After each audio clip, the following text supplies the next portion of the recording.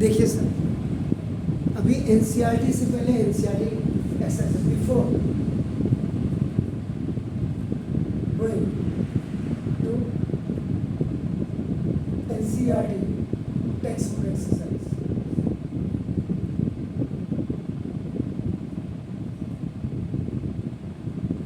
इसके NCERT corners के कुछ क्वेश्चन कराना होगा तो आपको,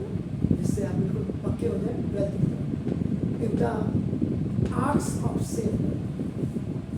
सॉल्यूशन नंबर आपका जो बना फाइल कर रहा हूँ,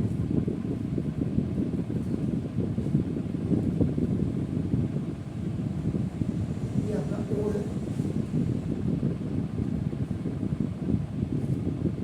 ये दूसरा है आपका जो जैसे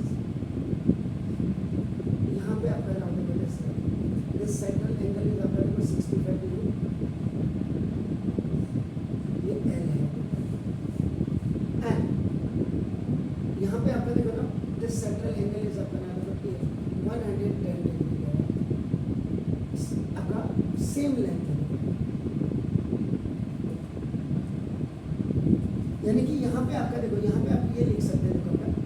length of an arc, length of an arc C O R, देखो एंड ये C dash O dash R, आप ये R1 इसको R2 भी कर सकते हैं, ये भी आपने निकालना है, एंड दिस ये आपको फाइंड आउट, तभी आपका नाम देखो दिस आपका रेशियो आपका पता लगेगा।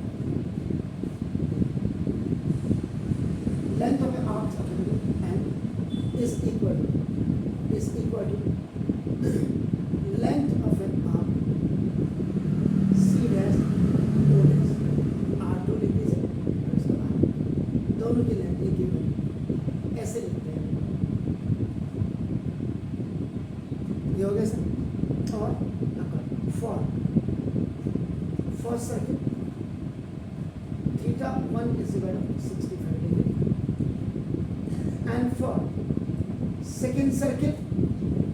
Theta 2 is equal to 100. These are the central angles. So now formula applied.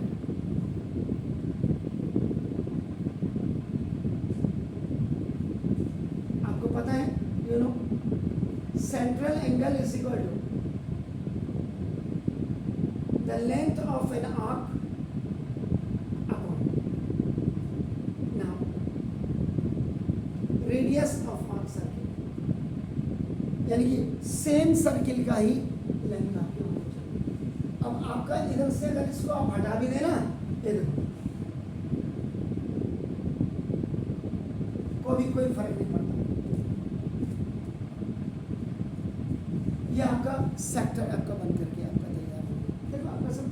आप इसे अभी होगा। अब आपको क्या करना है, इनको अलग अलग निकाल दो और अलग अलग निकाल के बाद इनको इक्वलाइज कर दीजिए। अब यहाँ पे क्या आपको लेंथ निकालनी, लेंथ आपका नाम सेम है, आपको रेडियस निकालना,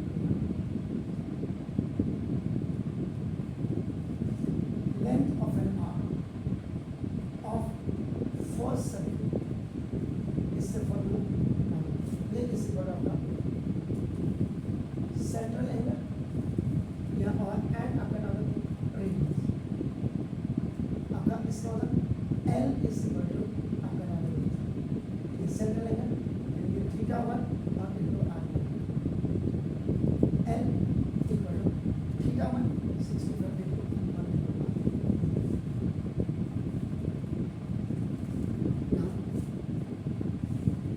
उसके बाद then length of an arc of second circle is equal to theta 2 into R2 का वैल्यू सेम आपका L ऊपर आपने लिख दिया है, L इज इक्वल आपका थीटा 110 और इनटू आपका R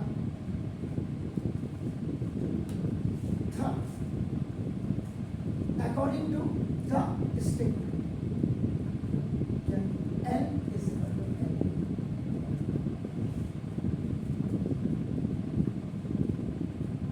ये कर दिया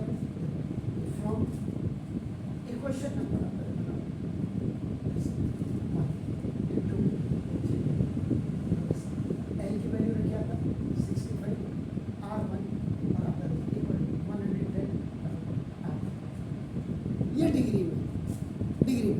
सो नाउ आप क्या करो, इसको you change into radian, radian में इसको आप चेंज करो। तो रेडियन में चेंज करने के लिए फॉर्मूला क्या होगा, रेडियन मेजर इक्वल टू कितना होगा सर,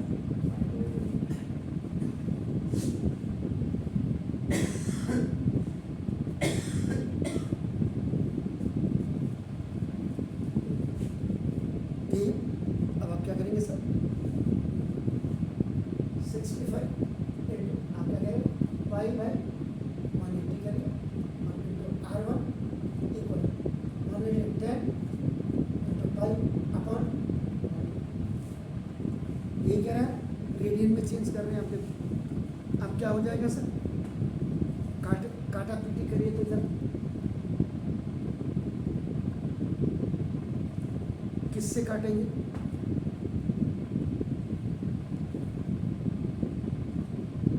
कोई ऐसे नंबर से काटिएगा, R2 को आपने लिखा है R1 अपॉन R2 ऐसे बोलो 110 पाई अपॉन 180 और अपॉन अपन 65 पाई अपॉन,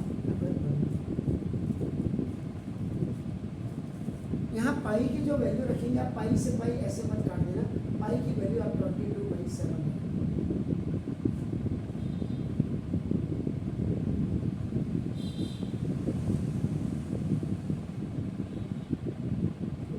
बताएंगे।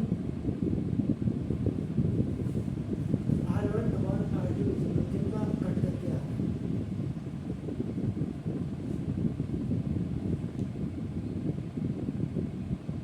यहाँ से तो सीधा सीधा मुझे 13 दिख रहा है,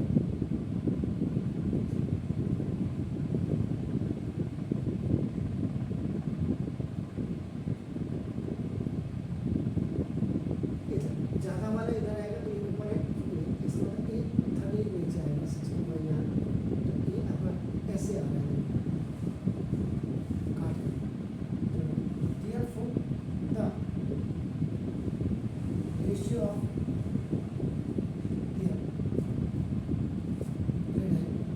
R1 ratio R2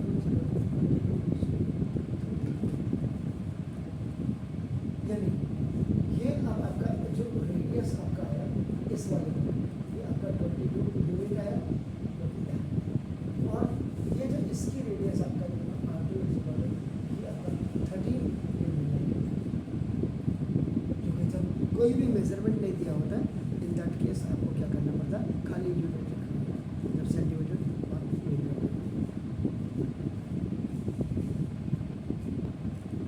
अब यहाँ देखिए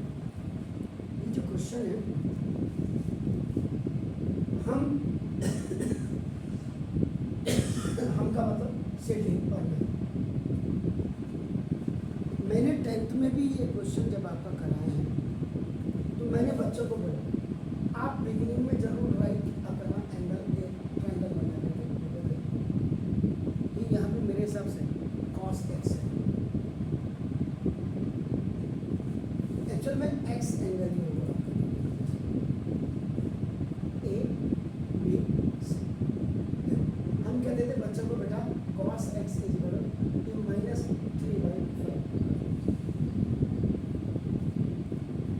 अब आप अगर इसको देखेंगे cos माइनस कहाँ होती है, फर्स्ट में सारे प्लस होते हैं, सेकेंड और थर्ड में होते हैं, तो ये ऐसे आएगा। जब आप इसको कैसे से बनाएंगे,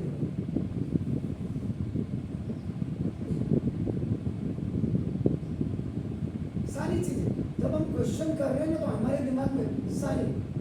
आप इसको खुरापात करिए या अच्छी चीज करिए, आप बना देंगे। ये फर्स्ट क्वाड्रेंट है सर, ये प्लस और प्लस होता है, ये माइनस और प्लस होता है, ये आपका माइनस और माइनस होता है, ये प्लस और माइनस होता है, ये जहाँ पे both are intersecting each other 90 degree में आप बना देंगे। अब सारे ट्रिग्नोमेट्रिकल फंक्शंस के, अब ये यहाँ एक चीज हो सकती है,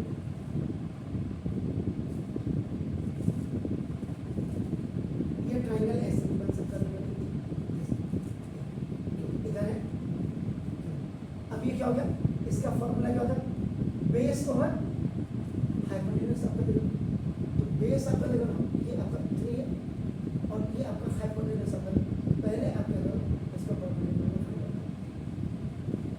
भाई पाइथागोरस थ्योरम से ये या ये आपका नीचे भी बन सकता है, देखो आपका ऐसे, तो इसमें साइन आपका, इसमें साइन और कॉसेक आपके प्लस में होते हैं और बाकी सब अपना प्लस, बाकी सब रेस्ट आपका, इसमें टेन एंड कॉट आपके प्लस के होते हैं, बाकी सब माइनस, इसमें कॉस एंड सेक आपके प्लस में होते हैं, बाकी सब माइनस में होते हैं। ये था 10th का, ये 10th के बेस पे था, बेस ऑन 10th क्लास। अब यहाँ थोड़ा सा आपका स्टैंडर्ड थोड़ा हाई हो गया आपका ना, तो ना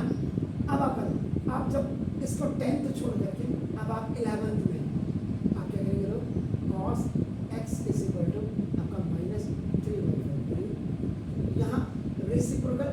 फॉर्मूला यूज करेंगे, cos theta into sec theta equal to 1। तो ना अब इसके बेस में डायरेक्ट आप क्या करो, sec x निकालो, sec x equal to 1/cos x, ये रेसिप्रोकल हो गया। So now this 1/-a. So now if a is separate and b by c is separate, ac by b होता है। एक्चुअल में ये जो फॉर्मूले आपके हैं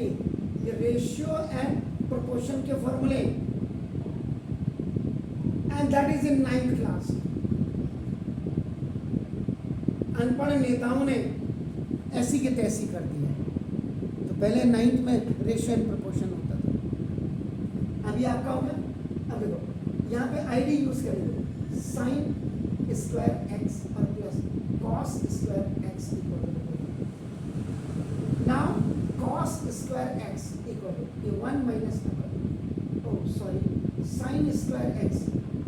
इक्वल टू ये 1 माइनस आपका कॉस स्क्वायर एक्स, ये आपका ओटी में चला गया। यहाँ तो साइन एक्स की एक्चुअल में जो वैल्यू देखेंगे हमें प्लस माइनस होती है, और ये 1 माइनस कॉस -3/5 का स्क्वायर। अब आपको पता है if any negative number has an even power, answer is अपना कमिंग ऑलवेज पॉजिटिव। तो नाउ साइन एक्स की वैल्यू अब माइनस आगे से हटा दीजिए क्योंकि नेगेटिव, क्योंकि साइन अपना, अब ये होगा वही मैंने बोला। अब यहाँ रूट के अंदर 1 माइनस 9/25 कैसे बोला, ये आपका 16/25 हो गया।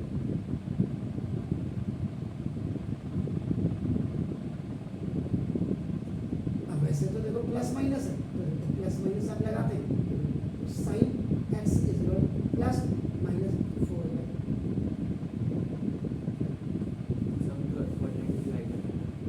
साइन आपका, साइन जो करेगा साइन इस और इस वही आपका अगर माइनस आप देखते तो साइन यहाँ और यहाँ भी लाइन करेंगे, लेकिन हम कॉस के हिसाब से चल रहे हैं, कॉस के हिसाब से इसका मतलब साइन प्लस में आ रहा है, इसका मतलब सेकंड क्वाड्रेंट में आपका होना चाहिए। लेकिन भाई साहब ने क्या बोला, थर्ड क्वाड्रेंट, ठीक है थर्ड क्वाड्रेंट में आपका देखो ना, अब यहाँ since x lines in third quadrant, ये मैंने कह रहा हूँ दिस स्टेटमेंट इसके बना करना, इसका मतलब थर्ड क्वाड्रेंट में तो साइन एक्स जो होगा आपका ये -4/5, ये इसीलिए देखो क्लियर कर रखा था मैंने, देखो आपका नाम देखो हो गया, इसका मतलब साइन हो गया। अब आप करेंगे, अब आप कॉसेक एक्स आप निकालेंगे, तो साइन एक्स और into cosec x equal to आपका 1/, ये आपका रेसिप्रोकल रूल है आपका नाम देखो, इसका मतलब cosec x is equal to 1/, sine x.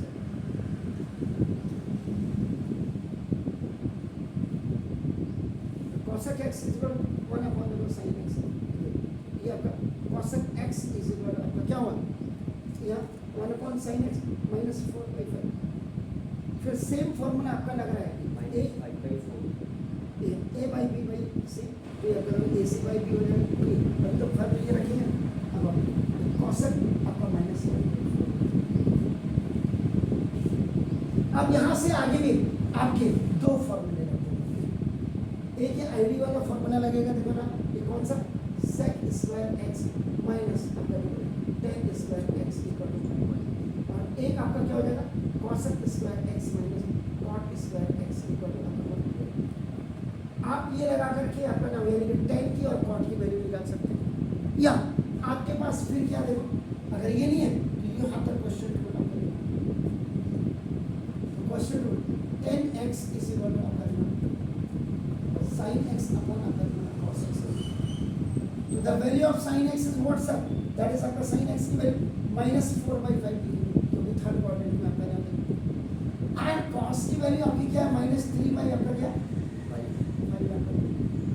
Minus से माइनस का लास्ट देखो आपका tan x यहाँ पे जो फॉर्मूला लगा a by b by c by ad by bc वाला so now this 4/5 and this is 5/3 खलास tan x is equal to 4/3 third quadrant में देखो आपका थर्ड में आपका देखो tan and cot आपका देखिए ये आपका प्लस में हो गया and now reciprocal rule tan theta into cot theta is equal to आपका 1 होता है तो this cot x is equal to 1 upon tan x 1 upon 4/3 फिर वही आपका ये वाला फॉर्मूला लग जाएगा cot x equal to